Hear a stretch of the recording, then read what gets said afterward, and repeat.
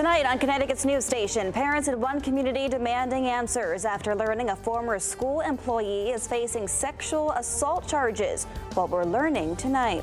Plus, nice weather today, but how is your 4th of July looking? Meteorologist Sam Sampieri is here with your holiday forecast. Older people, memories. Younger people, discovery. Calls to save a museum showcasing the history behind the radio, why they say they need thousands of dollars to keep their doors open. Now at 6, this is Fox 61, Connecticut's news station.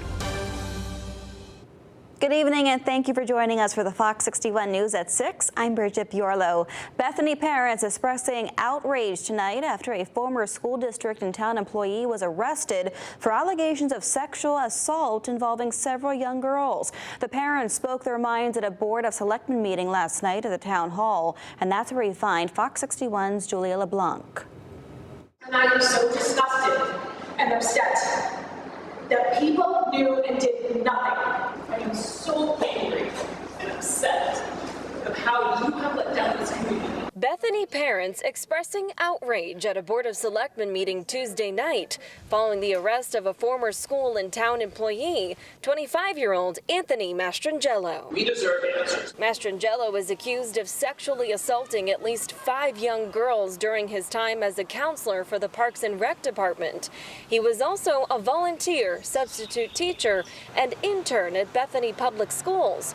When the allegations came out in December of 2022, he was removed from having any contact with the children, but parents say they were never notified. The suspect violated my child in my home, in the privacy of my home. Amy Listinsky says since her kids knew Mastrangelo from camp, she hired him as a babysitter.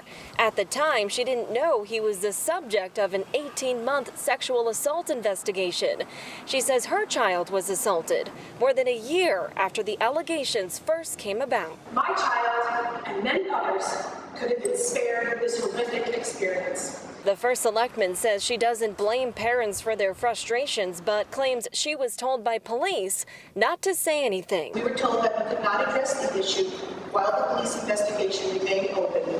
That investigation lasted an alarmingly long time, and I was never contacted by anyone from day one. But parents want answers about the lack of communication from day one. The people that knew, all of them, should be removed from their positions as they fail our children and they fail our community. The superintendent says they have not received any complaints from parents about Mastrangelo's conduct while he worked for the district. She went on to say, quote, "Please know that the safety of our students is the district's foremost concern, and there are many policies and procedures in place to ensure the well-being of all our students." Now, we did reach out to the Connecticut State Police, and a spokesperson tells us they can't provide any more details on the investigation, and they are asking for the public's patience as they move forward with that investigation. Now, as for Mastrangelo, well, he was released on bond.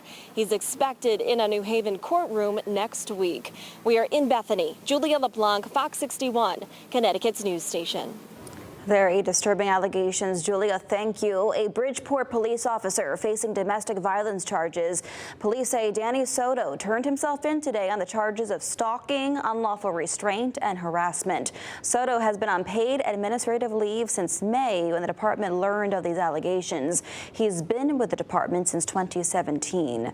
Victims of domestic violence can contact the Center for Family Justice. The hotline is on your screen. The number is 203-384-9559. Community members are putting forward a new proposal after a construction worker was hit and killed here in Hartford last month. 54-year-old Jose Diaz-Nieves died while working right on West Boulevard. The car speeding right through the crew. It comes as deadly incidents on our roadways are happening more and more frequently across our state.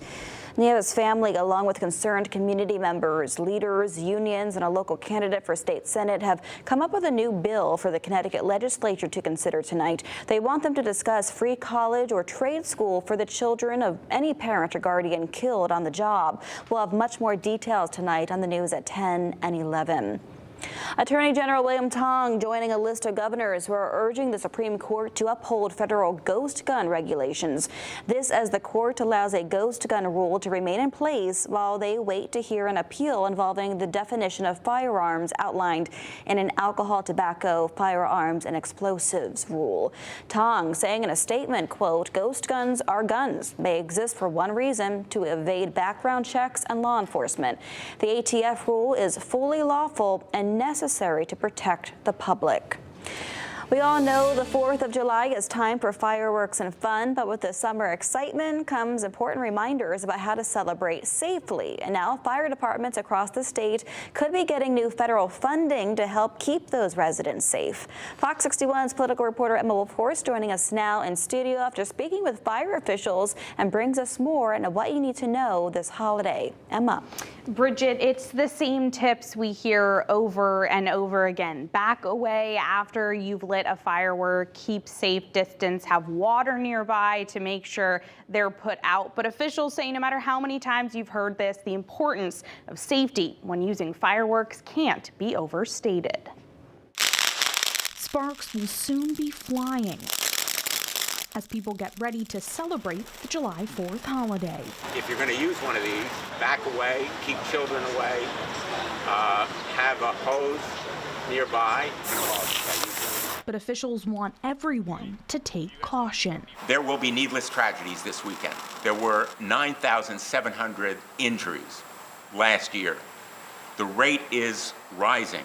3/4 of all fireworks injuries nationwide occur in the 2 weeks surrounding the 4th of July holiday. Injuries can include loss of digits, serious extremity injuries, and in some cases can even be fatal. Connecticut state law prohibits the use of fireworks except sparklers and fountains, but even those come with risks. Pyro experts say be sure to back away as soon as the firework is lit. Never attempt to use them under the influence and dispose in a bucket of water. Remember this holiday to keep it safe, keep it legal, and leave the fireworks to the professionals. Fire officials say despite warnings, they know they will see plenty of emergency calls this 4th of July. In recent years, over 100 fires in Connecticut have been attributed to the use or improper disposal of fireworks. And in order to keep people safe, fire departments need resources. That's why Senator Richard Blumenthal announced the passage of the Federal Fire Grants and Safety Act, authorizing $1.6 billion per year in grants for local fire departments. We're talking about real money. They'll be applying for all kinds of SAFER and AFG grants to do training and recruiting and also the apparatus that they need. Firefighters say this money will be essential to help keep them and the public safe, not only on July 4th, but year-round. It's critical. It's part of our job, right? Every time we come into a fire station, we need our equipment to be able to effectively respond to calls.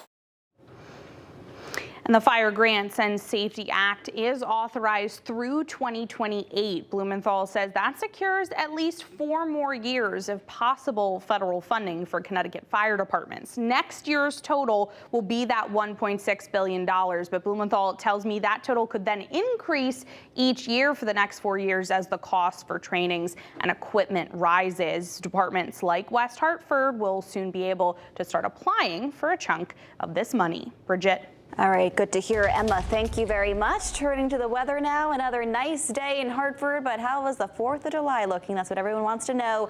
Meteorologist Sam Samperi is here. Sam, I wore my yellow today. I'm trying to manifest the sunshine for the rest of the week. How's it looking? You're doing a pretty good job of it. I think we're going to see some sunshine tomorrow, Bridget, and Friday, even though we're going to have to put in the chance for showers and thunderstorms each day. Today was absolutely gorgeous. We had low humidity, dew points down in the 40s and 50s.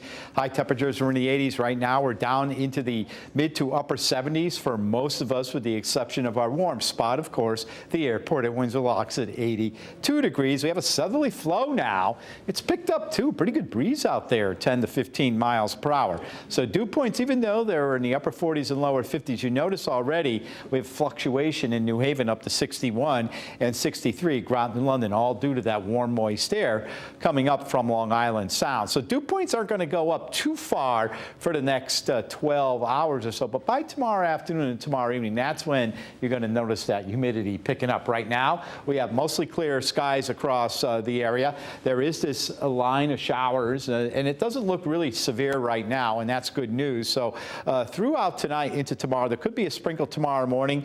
And then notice by 5 o'clock, Connecticut's basically rain-free. It's as we head towards tomorrow evening and tomorrow night.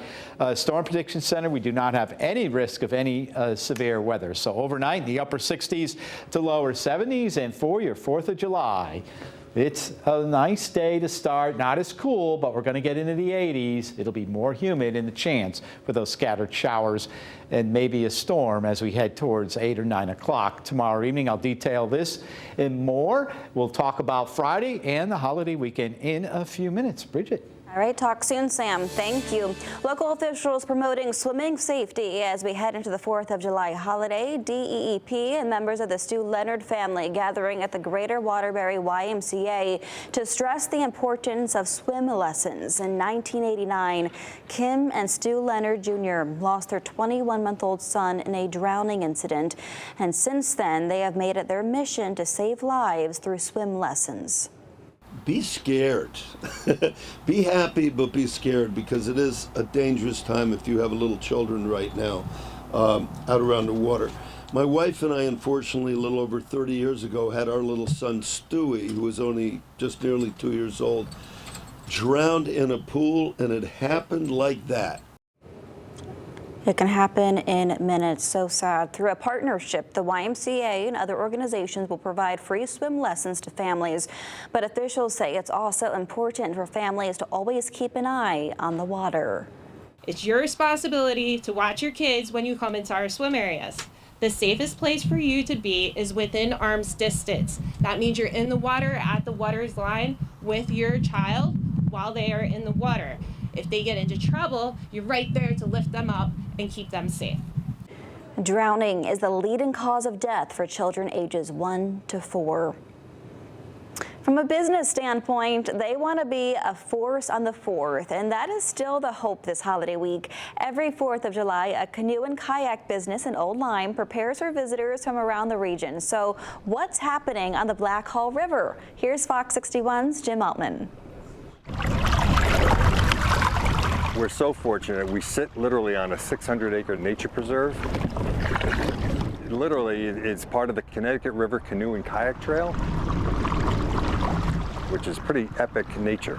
The power of the paddle. It's evident in Old Lyme.